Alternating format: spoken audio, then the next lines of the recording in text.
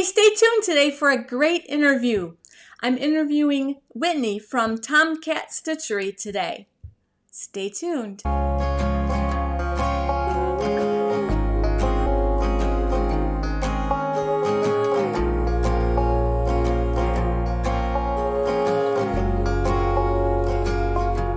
Today I have with me Whitney Luckenbill from TomKat Stitchery. A lot of you know her. She's beloved in the sewing world, and I'm really eager to talk about her upcoming projects and some questions that were relayed to me in the Facebook group.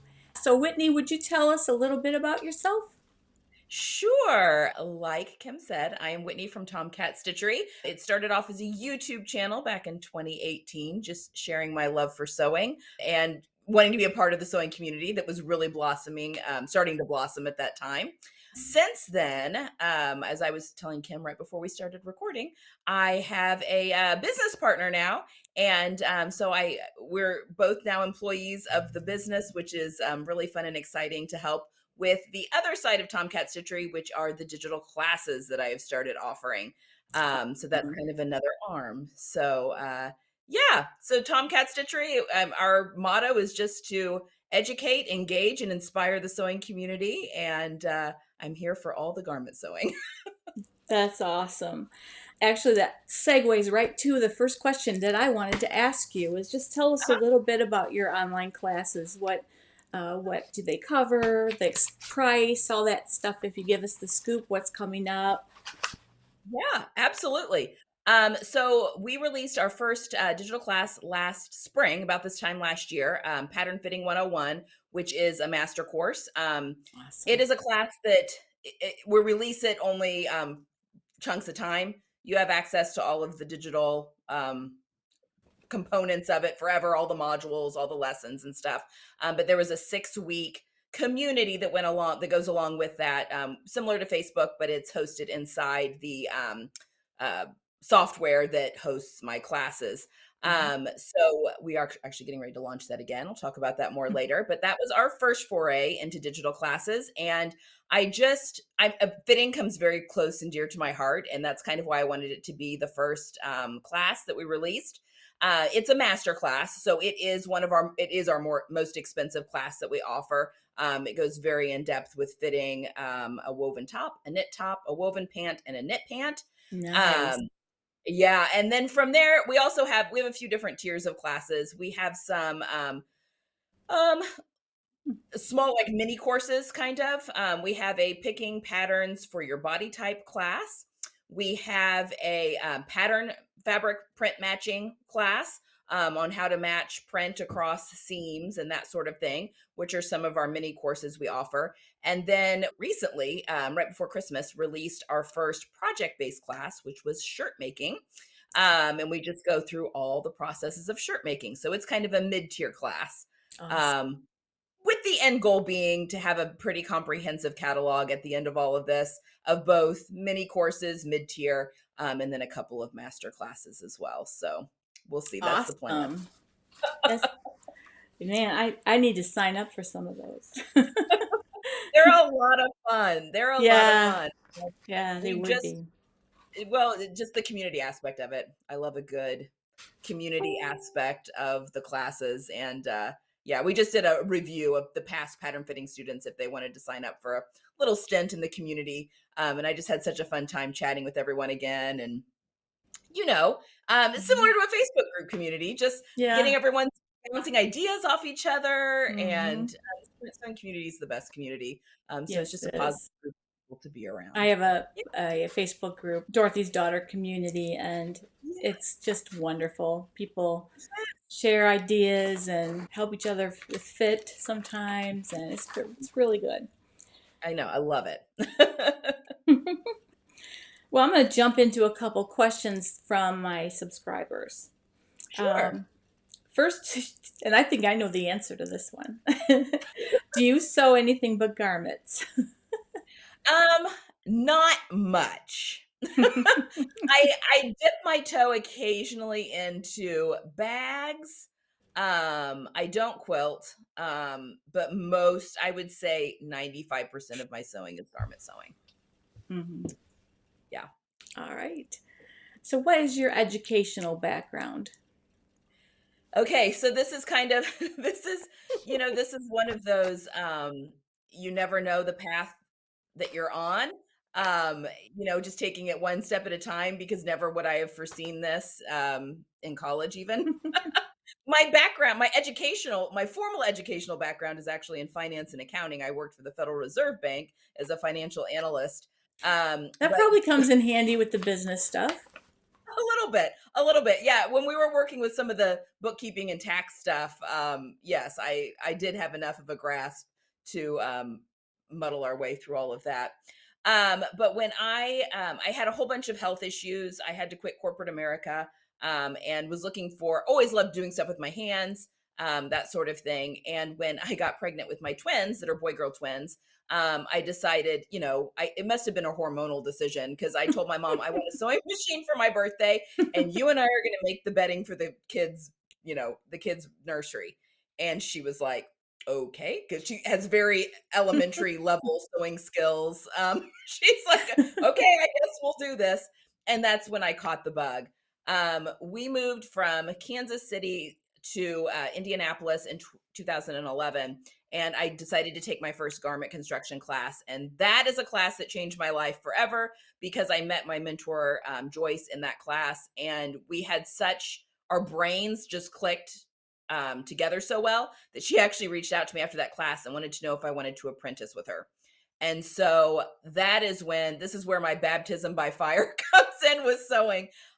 She was a professional dressmaker for 47 years. And I worked with her as an apprentice for, I think 2 years. And then she sold her business to another gal that had worked for her previously. And I went to work for Sarah at that point when when Joyce sold the business, I went with it basically. And I worked in a bridal workroom and alterations workroom for a couple of years at that point.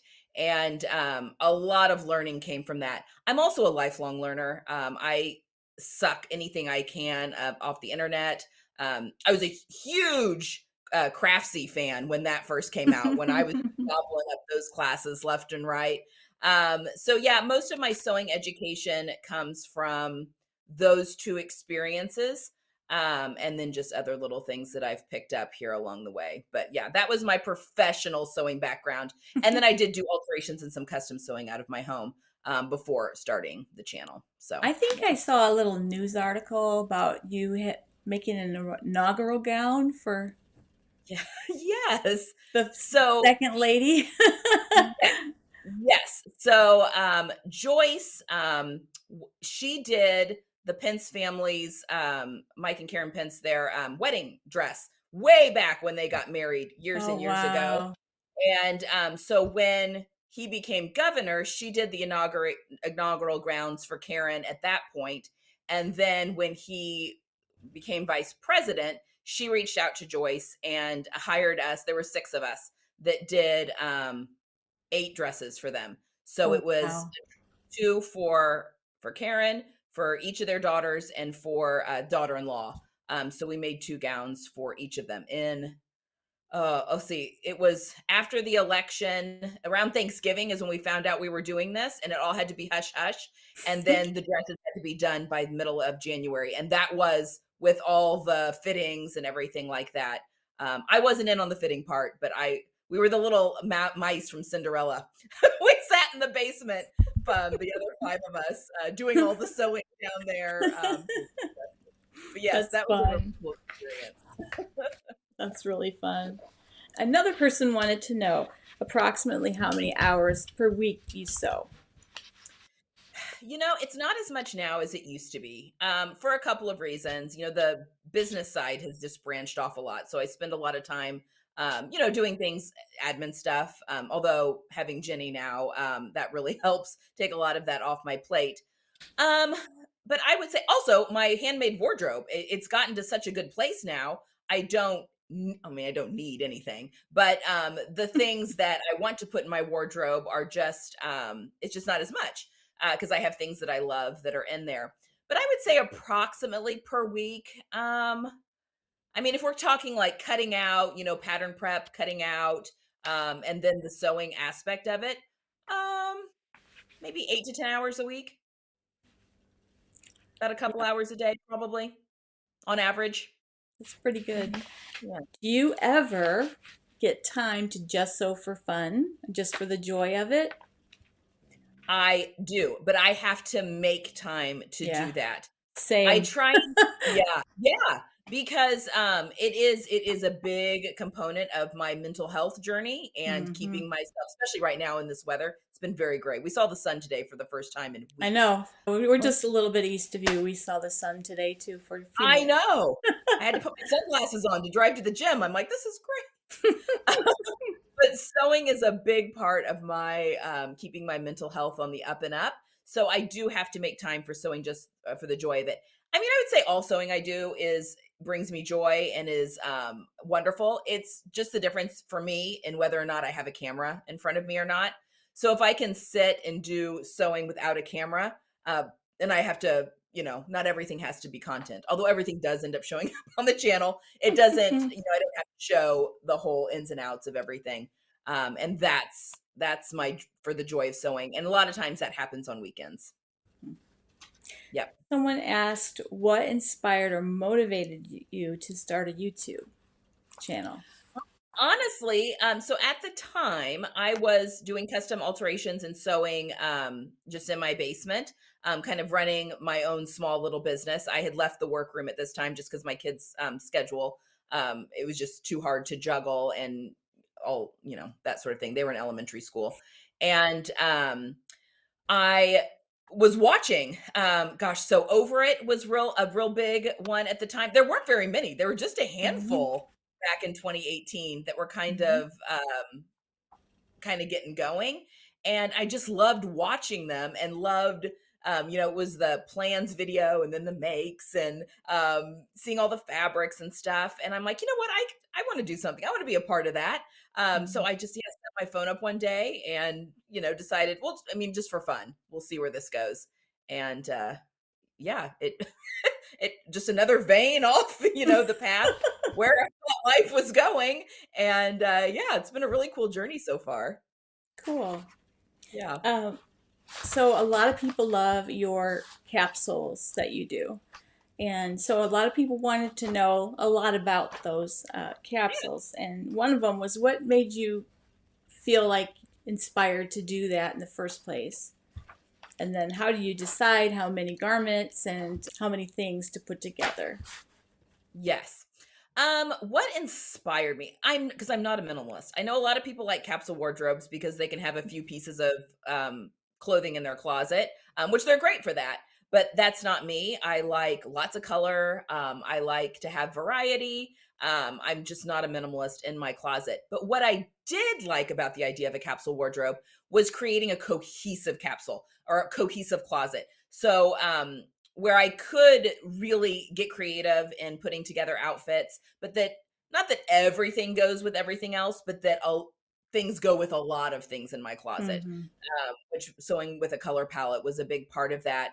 And then just identifying silhouettes that I really love on my body and that can easily go with, these top silhouettes go really well with these bottom silhouettes.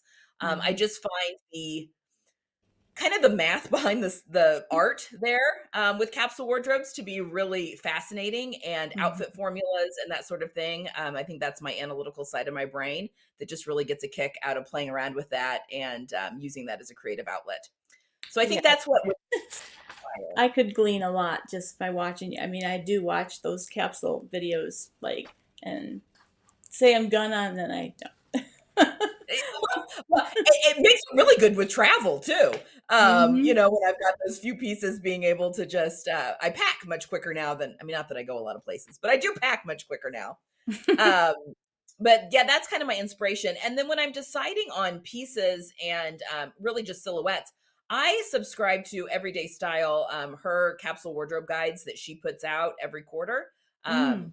You now have to be part of her style circle to do that, Every but Can you send me that link so I can put it down in the description for them? absolutely. Yeah, Great. absolutely. So that is one that I love to see what silhouettes she's talking about for the new season. And, sometimes I'll look at it and be like, oh my gosh, that's the dot, dot, dot pattern. Cargo pants were in fall, and I was in the middle of testing the Largo cargos from Love Notions, and I was like, oh, well, those need to go in. So Mm-hmm. I use those as kind of a framework for putting together my seasonal capsules. But then again, I don't just have those pieces in my closet. I've got other stuff that still goes, that I still pull out and wear. Um, I do keep my closet separate as far as my fall, winter, and my spring, summer. I've taken over the guest room closet, so I switch back and forth depending on the That's season. one nice thing about living by yourself. I can have as Yes, many closets as I want. that's true.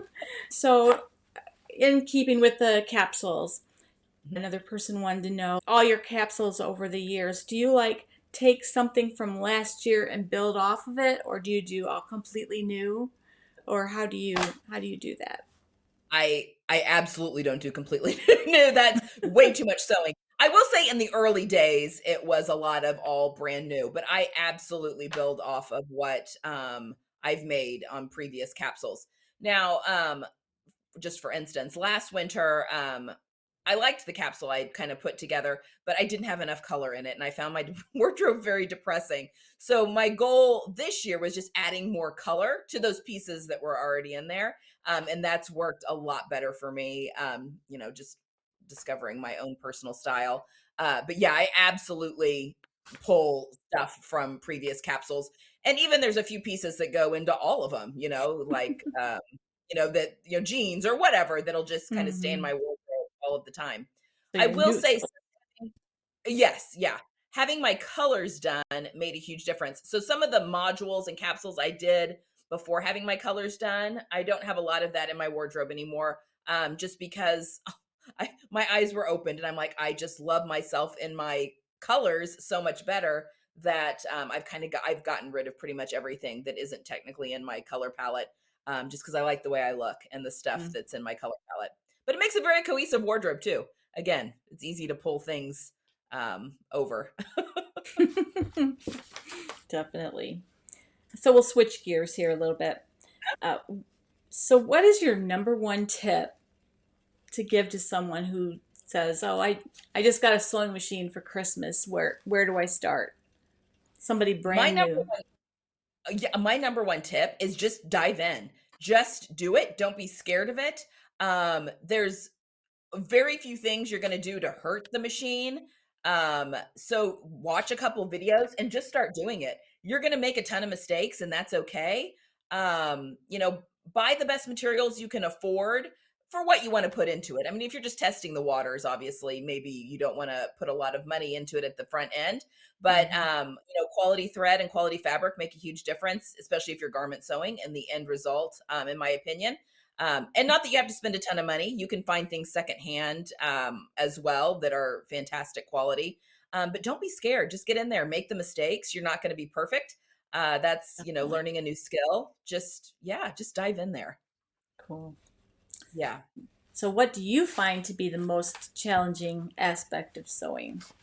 I think the most challenging might just be a project. Like maybe it's twofold. I don't make a lot of bras. I have made bras in the past, but it's just not something that have been on my radar. But I'd kind of like to, get back into it. That'll be challenging because that's going to be Hmm. a new little set of skills and that sort of thing. I find that there are certain fabrics that can be a little bit more challenging. Not that it's bad, but a really shifty silk, or not even silk, a really shifty rayon. I find rayon to be harder to work with, honestly, than silk. Even slippery silk will still grip itself a little better. Hmm. But sometimes, just getting those to behave. I just made actually this jacket right behind me for Jenny, and it's a really thick Melton wool. Well, that my machine was, where you're sewing and you're gritting your teeth, as it's going through and just hoping like, please, please, please, please. Anytime you're crossing over seam allowances. But I would say that's probably, as far as challenging, stepping outside your comfort zone is always challenging. Oh, yeah. But but that's, that's how we learn and how we grow. And again, I love to learn new things, so I love diving into that kind of stuff. Where are your top 3 favorite places to shop for fabric? How about a great question? Okay, that is a great question. Okay, it kind of depends on what I'm shopping for. So, my favorite place to buy linen, for instance, and this is linen's one of my favorite things to wear and to sew with in the warmer months. I love linen, everything, but I really love the fabric store down in New Zealand. Their shipping is very reasonable and it's super, super quick. So, I would say for the linen, which I do use a lot, that would be probably a favorite of mine. I have quite a few fabric stores that I really like for everyday wear. It's hard to narrow it down to 3. Mhm. Minerva is kind of my go-to in the UK. Again, they have very reasonable shipping, only Mhm. because I can usually find if I'm looking for something specific, it's easy for me to go through and find it. So, if I'm looking for They have cotton a nice twill to make. website. They really do. Yes, yes. It's easy. I can just go on and see what they have, and anything that's in their core range that I've ever used has been really good, so I feel very confident in ordering, anything from their core range. Um, I have started using Mood, and I've been impressed with that. Their prices can be, um, range a whole it can be very expensive stuff or more reasonable stuff. And Style Maker Fabrics is also one that I really, really love, for just kinda everyday stuff. She has a lot of stuff in my color palette too, which makes shopping with Style Maker really easy for me. Um, and then I think for sorry, I'm naming a whole bunch. This is more than 3. But I It's all right. have recently started buying fr from the Cloth Edit in Australia. So if you're looking for like wow pieces, like something like a really cool piece of, linen or I don't know, cotton or whatever, she's just got some really cool prints that I don't see anywhere else. So she's one that I like to just kind of troll a little bit, see what she's got. And sometimes there's those fabrics where I'm like, well, I can't live without that. So, Feel free to so send me those links, and if they're affiliate sure. links, that'll be okay too. So just Okay. just send those Perfect. to me if you would. That'd be. I Perfect. think they would Perfect. probably love to check those out. I would love to Yeah. check those out. Some of those I haven't Oh, even heard. absolutely. Absolutely. Yeah. What is your all-time favorite make of all time? I would say, um, this is one of those questions too that I feel like, you're like, this is the favorite thing I've ever made. And Mhm. then, another year goes by and you're like, oh, nope, now this is my favorite thing. Um, so the thing that comes to mind the most recently, my cousin got married in Italy this summer, and I did a whole bunch of sewing for 3 of the 4 members of my family. My husband can be a bit of a perfectionist, so he gets things only occasionally. But I did a whole bunch of sewing for my son and daughter and myself. And the dress that I made for my cousin's wedding, I just loved. I loved the fabric. It was comfortable. I loved the color, everything on it. I felt great in it. Got tons of compliments. So that is probably my most current top make. And then I Yeah, made my son a silk blazer that he actually wore to the wedding, which was a pretty fun project to do as well. But yeah, I think my dress that I wore to my cousin's wedding in recent times is probably my most favorite thing that I've made.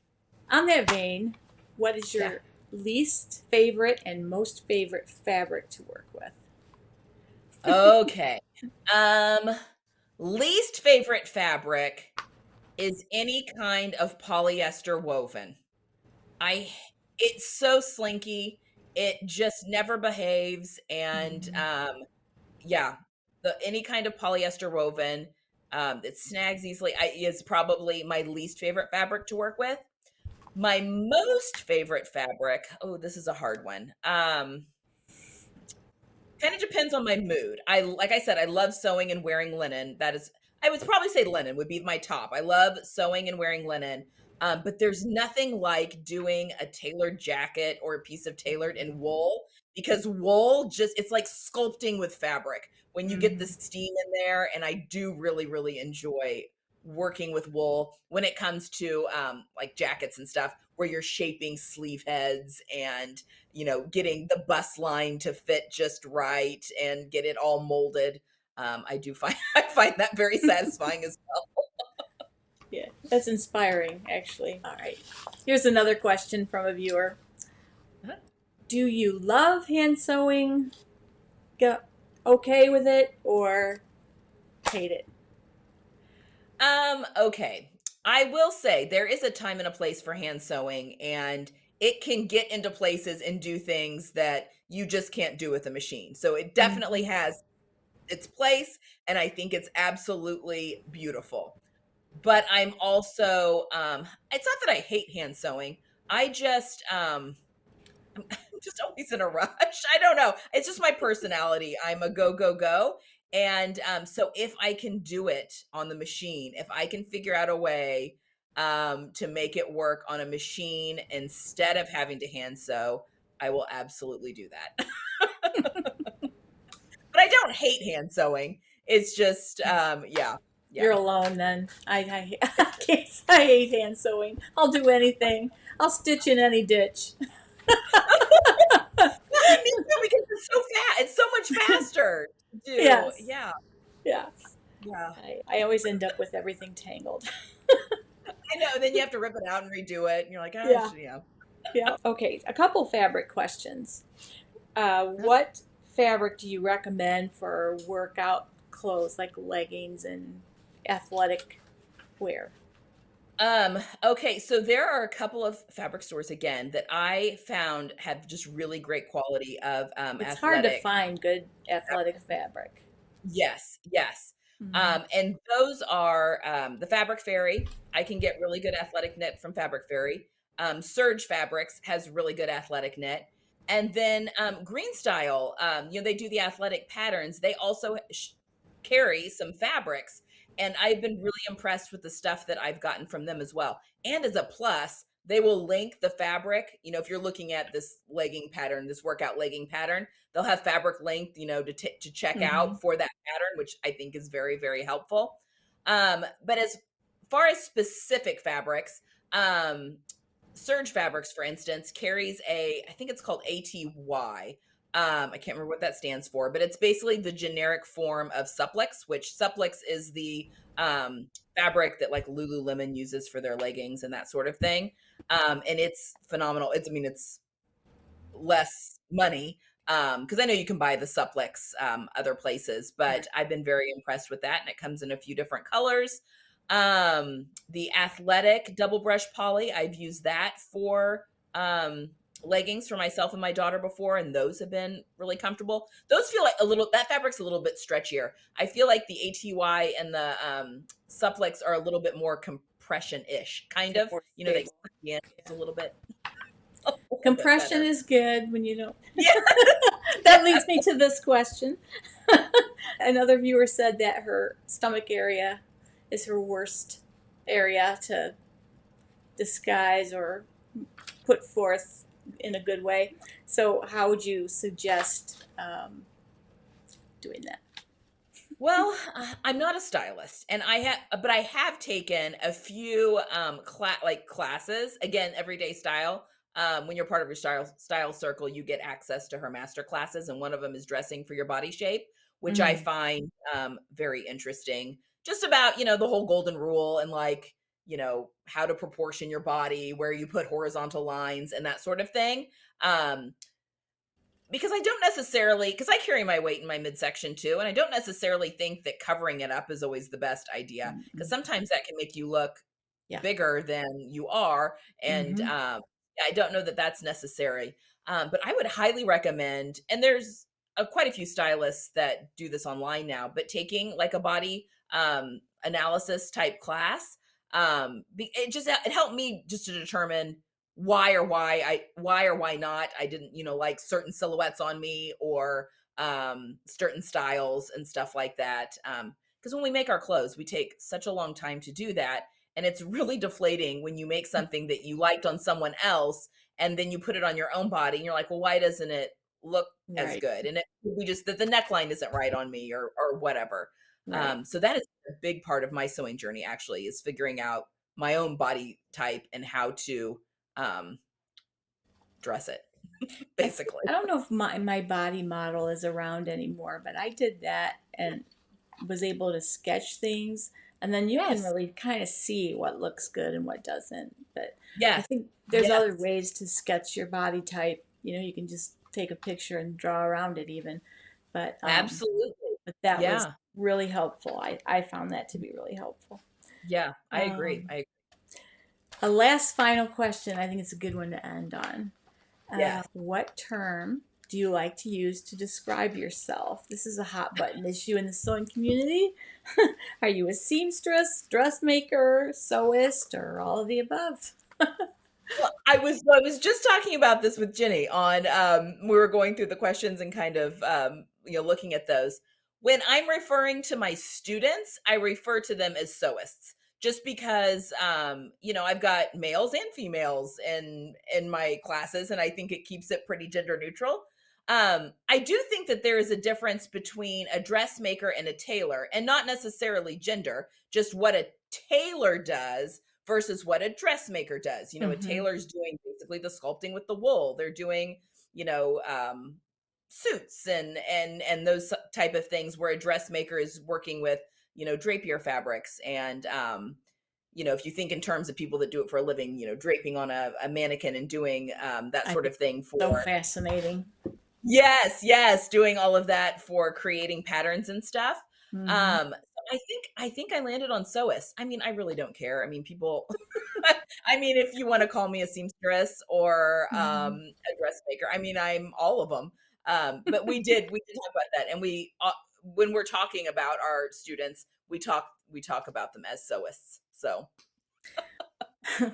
Are there any upcoming videos, events, or anything that you'd like to let us know about so we can watch out for them? sure. Well, one of the things that hits near and dear to my heart, like I kind of touched on a little bit, is fitting. And in all honesty, learning to fit clothes on my body, not only learning to make them, but also fit them properly on my body and allowing me to wear styles and silhouettes that I love on my body that I was never able to buy in ready to wear just because of the way I'm built. Mm. Um, yeah, fitting. It changed my life without being overly dramatic, but it's really changed the way I look at my body and my own body image, and I'm being able to embrace, especially as I'm aging. I mean, we're all aging, but as I'm now in middle age, being able to embrace the body that I have and love it. Um, and so yeah, fitting is definitely been something that's very near and dear to my heart. And we will be releasing our pattern fitting class again in March. So I can have a link if you want to just opt in for Yes, more information when I that think comes out. that would be And this will helpful. be, yeah, this will be the last time that we'll be offering Pattern Fitting 101 with the community aspect included in the whole package. And I think that's huge. I mean, that's you're showing pictures and I'm evaluating you on the pictures and other students are. And it's just really a great place to get your questions answered, especially if you have any of those, especially fitting from behind, trying to Yes. assess the fit behind you. Makes a huge difference. But yes, we will be offering that class again in March. And then we've got a whole bunch of other things, irons in the fire of classes that'll be coming up later this year. So yeah, stay Sounds tuned. good. Yeah, Lots sounds good. Oh, it's been so great to talk to you today, and I of appreciate you. You were one of the first YouTube people I started watching, and we started close to the same I was gonna time. say we I think did. I was about a year after I Yeah. started 2019, but Yes. I always have enjoyed watching you, and Well, you're right one of those back at pillar kind of people that everyone Oh, just recommends this video of yours, and they're all oh, so good. So I well, really that's very appreciate kind. you, the way that you care for the sewing community. That means a Oh, well, lot. right back So at ya. Thank you so much for thinking of me and asking me on. This was a lot of fun. well, thank you for coming on. We're trying to make this podcast grow a little bit and be more of a part of our channel. I Me. I say I don't know I why. I love that. I think that's fantastic. There needs to be So more of this type of stuff in the sewing community. That's great. thank you Yes. so much, Whitney, for joining us. And we will be watching for all of your upcoming videos. And we look forward to possibly taking a class from you in the future. So thank you for Oh, being that with sounds us. well, thank you so much for inviting me. It was great to have Whitney here on the podcast.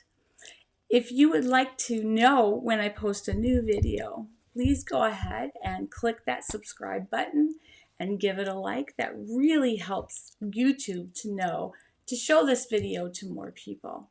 Have a wonderful afternoon, day, evening, whatever time you're watching this, and hold your loved ones close because life is very short. Happy sewing. God bless.